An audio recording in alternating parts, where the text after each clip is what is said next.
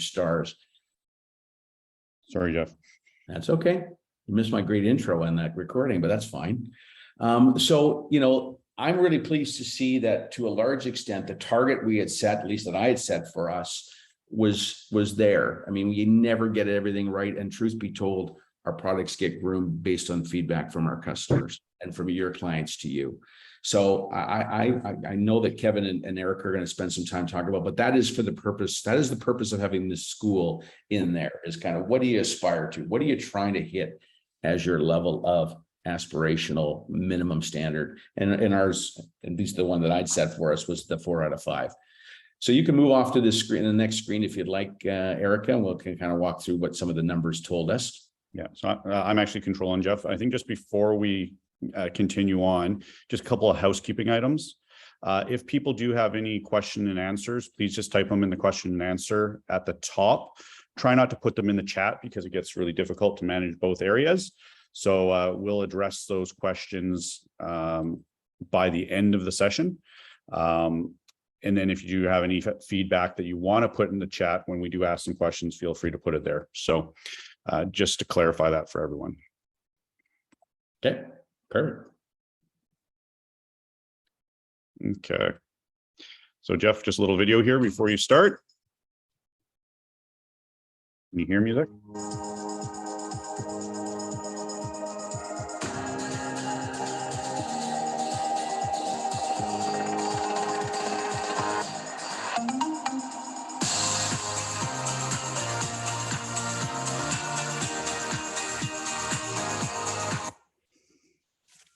Okay. So just as a little incentive, we put out a little contest for all survey respondents, and truth be told is that we had a goal of about 500 respondents. Here we hit 1,200. So, when I was giving you that kind of minimum bar for grades, I mean, we certainly blew through that in terms of kind of responses. So, Erica, thanks so much for making sure that this campaign stayed front and center for the 4 weeks that it was out there. 1,200 responses is an absolutely great sample size, and I think very representative of our customer base. We have over 5,000 people that are active users of Velocity. I promised myself never to use the term users, but customers of Velocity. So we're really pleased that 1,200 different people made the time to give us some feedback, and that's what you're going to see today. Is basically an amalgam of all that content. The other thing that we really found interesting is we had set targets for ourselves when we first launched that we wanted to get to about 60,000 customer completed applications into a Velocity, meaning that they had taken the new next generation and got it into a mortgage broker or agent's dashboard as a submitted app. And I'm really excited to say that we blew through that number as well. This number is actually now stale dated. I think we're closer to 280 at the moment. So, the 4 times what we expected in the time frame. So it just says how the industry, how our partners, how our customers were just waiting for something that made it easier to collect customer information and application, as well as the documents. And that's what we're finding. And this is what we're hearing from our lenders, is they're getting the documents sooner. They're able to make better adjudication decisions faster because they can match up what the application says and what the documents prove. And we're going to continue to make improvements on that front. You're going to hear more and more from us over the coming months and years on how to make a more complete package faster, because that's how we're going to deliver a better experience than any other channel. So I think we can move off this one now to the next.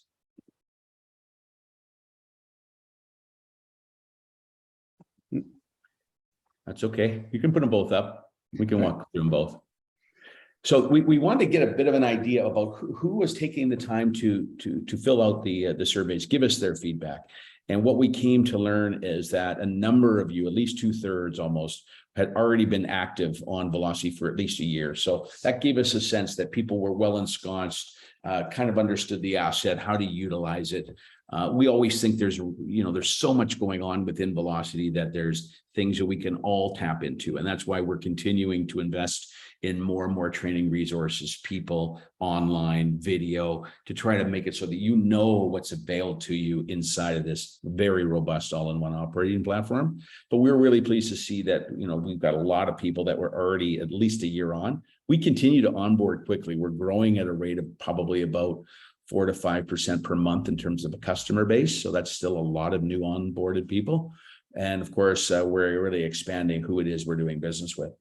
We saw 1 out of 5, or almost 1 out of 5, been on for 3+ years. So we really want to thank you. A number of you are long-term brand ambassadors, those that have been very vocal about how we could improve upon the asset. So we really thank you for your ongoing participation.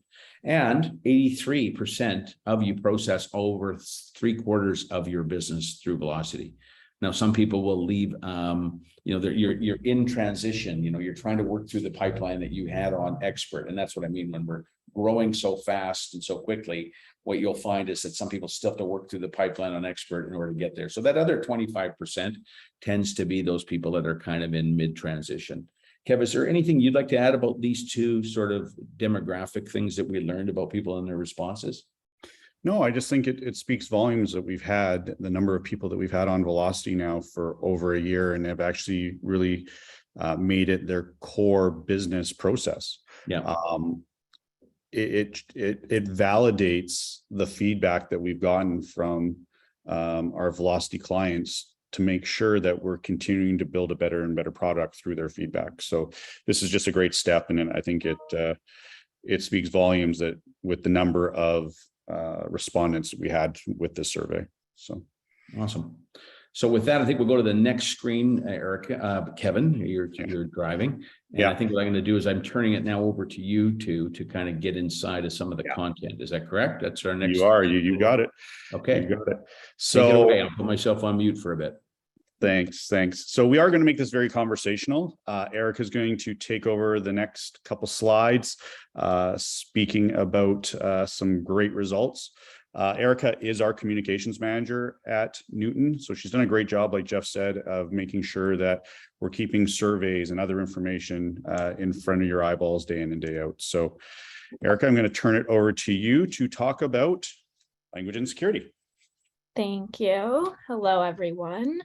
So as Kevin just said, we're going to start with the highlights and where we excelled. These are the things that were really important to us and that our customers told us were key things to amend between client experience and client experience next generation. One being that the language needed to be more straightforward and not so industry jargon. So 4.2% of you tell us that we have almost nailed the language. Again, that's on a 1 to 5 scale. If you haven't had a chance to look at the application, I really encourage you to. That way you can see what the client sees and some of the language we've updated, such as, are you going to live in the home, or are you going to live in it and rent it out? These are some of the things that we just added that really helps the customer understand what we're asking them to tell us. Sure, there are areas we can still improve on, yes, but the feedback shows us that we're very close. And as we continue to evolve the application, we will take the feedback where we need to change, but we're almost there. If you want to click, thank you. So in client experience next generation, we knew that security was also really important to everyone. We added the addition of creating a login as well as 2-factor authentication to create extra layers of comfort for you and your clients. Overwhelmingly, you guys have agreed and given our security 4.4 stars.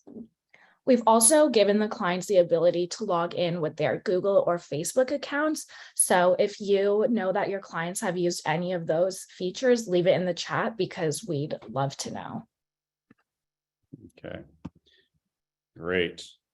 So one of the other pieces around security was that login and creating that save for later button that's right at the top of the page.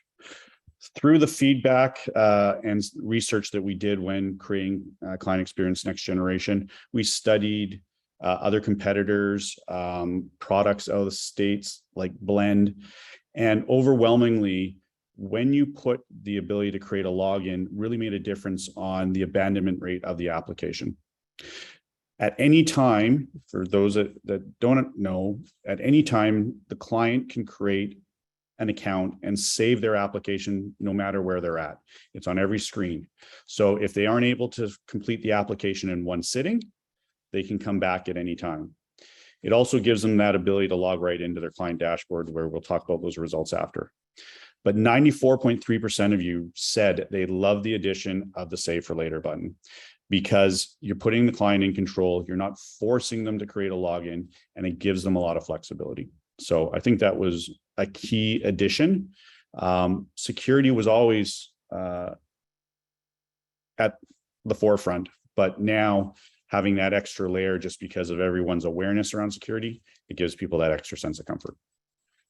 So, Jeff, do you want to add anything before we move on around security? No, I think you covered it great. Okay. Client dashboard. We're really excited about the addition of our client dashboard and client experience next generation. Overwhelmingly, you guys have said 4.2 stars for everything that we've done in client dashboard. It made documentation collection easier. Again, that was 4.2 stars. Updating the client on where they're at in the application process, 4.2 stars. So it's all about the amount of information that we're giving the customer so they know where they're at. We've started off by making sure that they can see what documents they need to provide you based on smart rules or documents you've requested right up front. In addition, the progress, we've left it open-ended enough so that they can see you've reviewed the application and you've submitted it to the lender. We did not want to take it to the step where it was the deal is now approved or it's declined, because we know this is new for everyone. You guys are in control of when you hit the approve button, when you hit decline, but we want you guys to be able to communicate that to your customer in the way that you're comfortable. So that was really important to us, to make sure that we introduced a client dashboard, but we didn't take it too far to make sure that you guys felt like you still had some control over it. Now, some of the feedback that we've got around the client dashboard was people like the idea, but they really need to understand it better. It's so new, so that we need to give you guys better training, a better understanding what's going to show up and how it's going to show up. It wasn't all about just smart rules and documents and process. We want to make sure that you guys know exactly what buttons you push to make sure that that information flows through to your client. The other feedback that we got was, because some people weren't quite comfortable with the progress of the application, people have, there was a few requests for an opt-in or an opt-out of the progress of on the client dashboard. So that's something we're taking away, and we're going to run some sessions on to get other feedback to see what information that you want to have on that client dashboard.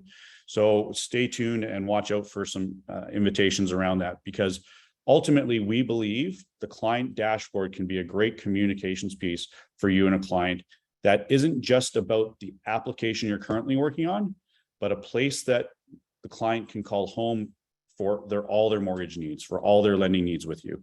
So it's something they can revisit over and over and over again. So, but we want your feedback. It's really important to make sure that we move at the pace that you guys are comfortable with and give you the tools that you think your clients will use on their client dashboard. Okay. Can I just add something here, Kev? Yeah, for sure. Yeah, I think it's always a little daunting when you put a new asset in front of people that's also facing their customer. And I think at the end, Erica and Kev, we're going to talk a little bit about how we can help you in preparing your customers with some language around these new assets. But if you think about yourself as a consumer, there's a lot of things that we all do in our daily lives that give us progress reports, whether we be ordering groceries or food or deliveries to our home. And particularly in COVID, we had to embrace those kinds of technologies because we weren't able to be as free to go find them from stores and merchants as we used to and get that instant gratification of taking the product home. So we're trying to give your customers and you something that gives them that same sense of comfort they've come to know in other elements of their life. And that's one thing that we have heard from customers in the past over the years, is that I do these things, but I don't really know what's happening next. And it's often always on the broker agent to update them with a phone call or an email. And wouldn't it be nice if that was there to the customer as the thought entered their mind and could get access to that content, whether it be where am I in the application, where am I in the documents? And then conversely, it also keeps them motivated in understanding what's left for them to do in terms of the provision of those documents. So we really believe that this is a real big deal. We also think that it's going to play a role in future CRM, and that this will be a place people will get updates for information about their home and about their credit and things that are important to them, even post-funding. So really, really important asset. And I hope everybody learns more about it and embraces how it could be useful in their interactions with their clients. Great. Thanks, Jeff. Okay. So one of the things that did come out of the feedback, we had probably about 1,800 different questions, suggestions, even things like love it, hate it. Depends on what it was, but we had top 3 integration requests that came out of some of those questions. So number 1, and this is based on George's question in the chat right now, credit consent automation. So what people wanted to see was once someone clicks that they consent for credit, Castle, any third-party consent, that the credit consent was automated. We sort of took, we did create an automation around that, and it would automatically generate the credit consent within Velocity that was e-signable, but you would send it out. We've heard your feedback, and we've already been working on releasing credit consents that will have automatic generated signatures on that consent that will go to both you and the client. So it's like a cursive font, similar to some of our other competitors on how they do the credit consents, but that will be out in the next few weeks. So heard the feedback. We've actually ran some sessions with a couple of different top brokers in Alberta around different consents. So we're happy to say that that will be coming soon for a full automation of that credit consent going out. Okay. The other integration, I'm going to get Jeff to talk to this one, was everyone loved the NOA consents that we all got used to with Snap and Easy NOA. We all know that the industry has changed, but this is still one of the top requests that we're getting into Newton to try and bring this back. So Jeff, I don't know if you want to give a little update on this and what the plans are. Sure. Yeah, I think everybody knows that Snap and Easy aren't as available as they used to be. It's simply because what happened is they went from volumes of 5 to 1,000 requests per month to about 5,000 per month. And that, of course, got the, I wouldn't say, it certainly got the attention at CRA. So I think CRA is taking a look at how it is this information is made available. We are working through MPC and the lenders with CRA, and I've already started some meetings there with the federal government about how really tax documents are, kind of business imperatives for ease of which a customer and or a fintech company like ourselves could be able to access them. I think one of the things they weren't keen on is that the previous models were a for-profit model for access to a login that should be freedom of information. So we're working with them to figure out how we can make that happen and integrate it into the system. So I think it's going to take us a bit of time based on what's transpired and how they shut something else down. But I believe we're going to be back and having better access to income tax documents in the near future. So stay tuned. And the more we can tell you, we will. I did a little bit of an update on the Velocity community and support and said that Snap was back in a limited way, but it included the customer having to go into their CRA login and give them the authorization, which happens to be the same place they go in and get the documents themselves. So talking to the people that run Snap and the other system that runs it, they're running at about a 10% fulfillment rate. And that's not something we're interested in replicating inside Velocity. It just isn't a formula for success in my view. So we haven't chosen to pursue that at this moment. Okay. And the last integration request that, not the last, but one of the other top integration requests that we had was around validation. And this was about being able to give people different levels of validation. If client completed this or answered this way, we wanted something else to be validated. So we are going to explore that and create different levels of validation. So we've had the request around low, medium, and high validation. We've had specific question, answer type of thing.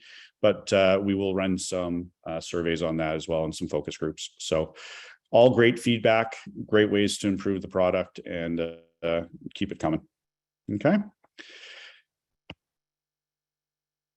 Smart rules. So I think Jeff and I are going to tag team this one a little bit. Smart rules. So what we've done is we wanted to make it easier for you to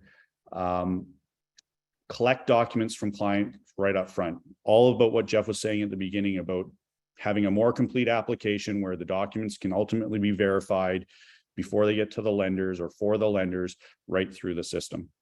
So smart rules was one of our weaker responses, but it received a 3.8 star rating. And a lot of that had to do with the flexibility of the smart rules. What you told us is you wanted the ability to customize your smart rules in different areas, add to them, change the names to them, have them fire in different ways. Okay. The other thing that you told us was you wanted other specific smart rules in different areas of the application. So we did a lot of focus on the borrower's income or employment, stuff around the property. But you also wanted to see it in other properties and down payment options and things like that. So we're going to continue to explore those. We've taken that feedback, and during the rollout of client experience, we first started out by having smart rules fired, and you didn't see the smart rules.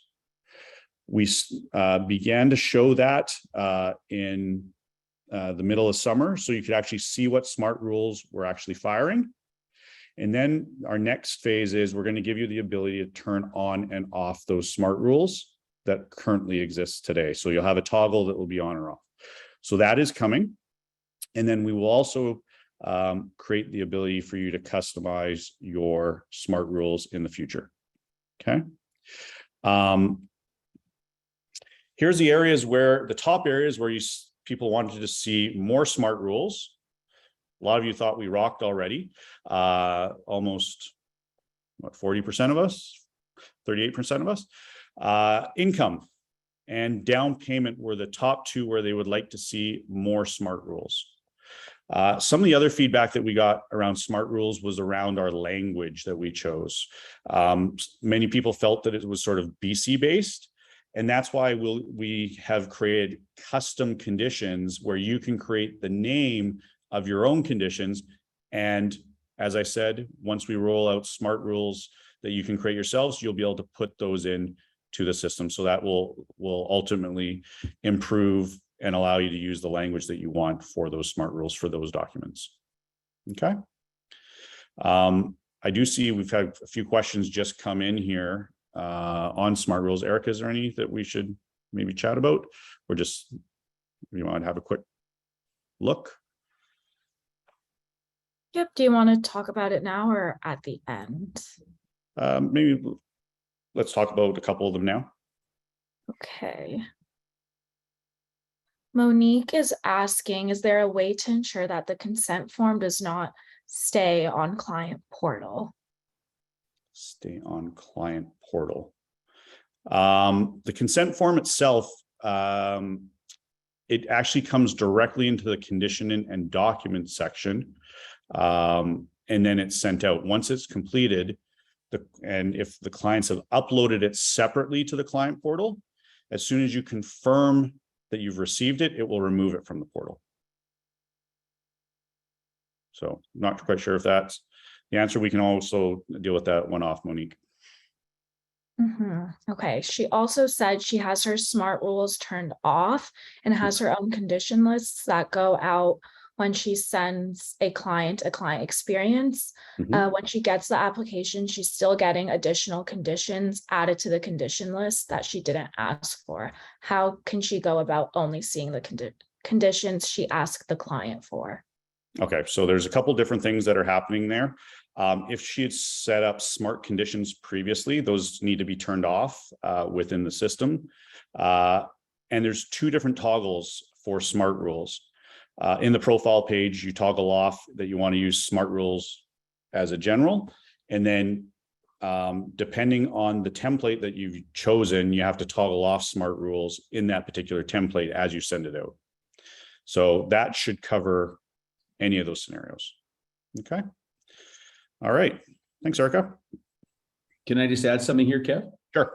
Go for it. I think what Monique was just asking is a great example as to why we're trying to do what we're doing with the sort of this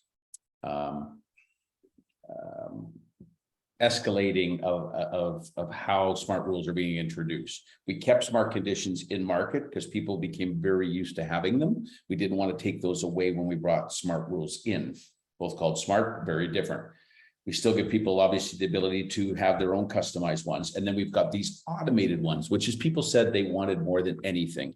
If the client's saying that they're employed, why can't we just immediately tell them what kind of documents they need to give us to confirm said employment status? So, I think what we're trying to do is make it so that it's as automated and upfront as possible. So Monique, it's great that you've created your own thing. We just got to turn off the conditions that might have been there present. But this is part of why I didn't want, and I think we had some consensus as a group to allow people to just start taking, one smart rule off, putting another one on and so forth. It's because within an application, sometimes there's multiple ways a client can answer the same question. And we didn't want to, not at least give consideration to all that implication when you remove something. So we want to give chance to the smart rules to be in market, to be out there. And, now that we're, closing in on 300,000 applications, we're getting a better sense of what those are kind of about. I also think it's like anything, we might want to call them smarter rules, because over time, we're going to learn a bunch about what we could do better about the collection of details on subject properties, non-subject properties, sometimes a collection of rental confirmation and mortgage balances, things like that. So they're just going to continue to evolve. But as Kev said, we're going to give you more choice and more autonomy about how you use them. Great. Okay. Next piece, I'm going to turn back over to Erica, and she's going to talk about easy account access. And this is probably one of the more challenging pieces for people. So. Yes, also, I just want to quickly mention, I am seeing your feature requests in the chat. Those are great. I will note them all down. So thank you. Okay, now into easy account access. So we know that there is a place for open banking, and one of the challenges is having agents feel comfortable enough to bring it up to their clients. So based on the results, it is shown that 49% of you find it difficult to use or explain the service. So we've heard your feedback and we've done two things. You can go to the next slide, please. Okay, the first thing is that we've actually added a toggle to give you the ability to turn on or off easy account access within the application. So you, the agent, you're in control of that. And the next thing, this is what Jeff was hinting at earlier. So we wanted to make it even easier and more comfortable for you to position easy account access with your clients. We've created a client talking points brochure. In this brochure, we have a piece specifically on easy account access, as you see on the screen here, as well as other topics that you might need some help explaining to your clients. So you'll see this in the next coming week. And you'll be able to access our brochure on the website, which I will talk about more at the end of your presentation. But this is really great because it helps you position the benefits of client experience to your client and how to make them feel more comfortable while also providing you with more complete applications. Yeah, great. I think easy account access, folks, is something that we all need to try and get a little more comfortable with. It's a year until the banks have to be much more open to open banking policies within Canada. And open banking or easy account access allows you to really save time for yourselves and your clients and make it easier for gathering down payment confirmation, confirming income, just things around their transaction history. Many of you have been in the business for a while, and I'm sure we've all had the experience where you've said to your clients, we're going to need to get your last 3 months of your bank statements to confirm your down payment. What happens? They log into their online banking, they do screenshots, doesn't have the client's name, doesn't have the account number. You're going back and forth, creating frustration. Or you've actually, your clients walked into the branch of a bank, went over to the side counter, and they say, hey, I need a copy of my last 3 months of my bank statements. And what happens is that salesperson at the bank tries to scoop your mortgage. Open banking or easy account access is something that will ultimately make it easier for you to fulfill the down payment requests and, make it so that you're not going to have that opportunity of losing that mortgage. It's going to become easier and easier. And I've always equated it to like email money transfers. E-transfers, our parents didn't do 5 years ago, but now we've got 60 and 70-year-olds doing them day in and day out because they're comfortable with them. Easy account access and open banking will become that way as well. And, be educated, learn more about it. I saw that CMBA ABC was actually doing a session on it this coming week. Was it this week, Jeff, or next week? So, but it's something that people are just it's becoming more of a forefront. Okay. I don't know. Jeff, anything you want to add? Okay. All right, moving along. Overall experience with next generation. This is the, ultimate goal and what we're really looking for within client experience. As Jeff said, an overall experience with next generation, 4.1%. We hit that 80% bar and slightly higher. So we are thrilled with this result, but we still want your feedback to make it better. We want to push that 4 to a 5.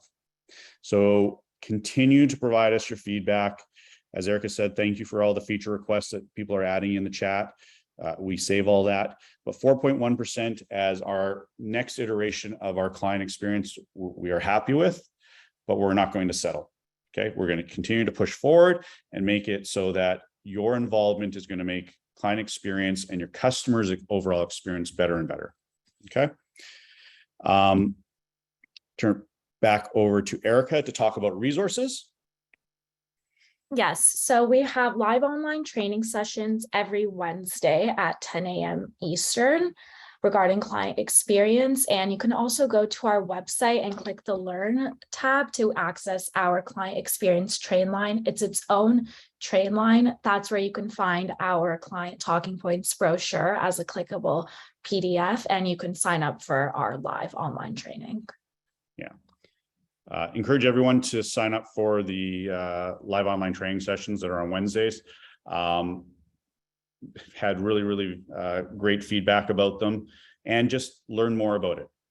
As Erica mentioned earlier and Jeff mentioned, if you haven't gone in and actually looked at the application yourself or filled one out like you're a client, I would highly encourage you to do so, because the more you go through it, you're going to understand what your customer is going through. It makes it easier to explain what the process is.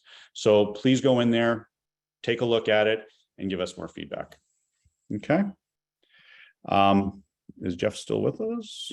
I am. Oh, perfect. Yeah, you guys did a great job.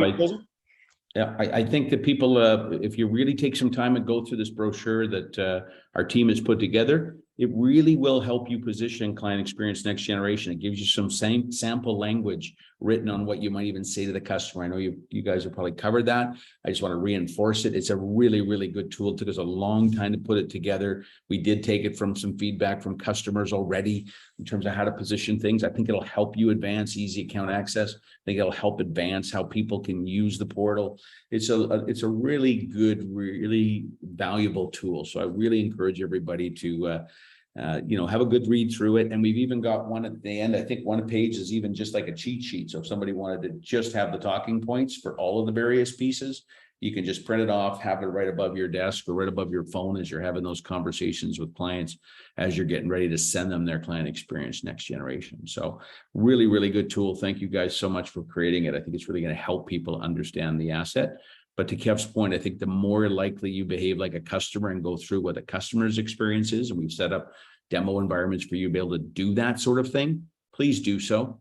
And then last but not least, you're going to see a lot of announcements from us in the next while on really doubling down on our talent and our people resources, people that are out there to help you all across this country to engage with Velocity, to learn it more and to become experts in the new client experience to help you build more full submissions. So watch for some announcements on some net new hires in our training department and in our customer care department. We're growing, we're expanding, and we're really investing in the people that are going to help you on this journey. So thanks again for all of your guys' input and putting this survey together. Erica, you did a great job in getting us 1,200 plus respondents. That was awesome. So I'll leave it to you guys to close it out. No, I think you guys covered it off. Well, I'd like again, just thank everyone for their feedback. It is very valuable. I think we've answered the majority of the questions that were in the Q&A. We will take a few of them and we'll just come to you guys as a one-off. But again, thank you for attending today. Thank you for spending the time to complete the application. Congratulations to Jason Nugent for actually winning the AirPods for completing the survey. So again, thank you for everything that you've provided us, and it just continues to make us better. Erica, anything last words from you? Just repeating what you guys said. Thank you all. If you're not in our Facebook group yet, join that. That's where we post updates and you guys can leave all your feature requests that we watch. And yeah, that's all. Okay, great. Bye for now. Thanks, everyone. Take care. Bye.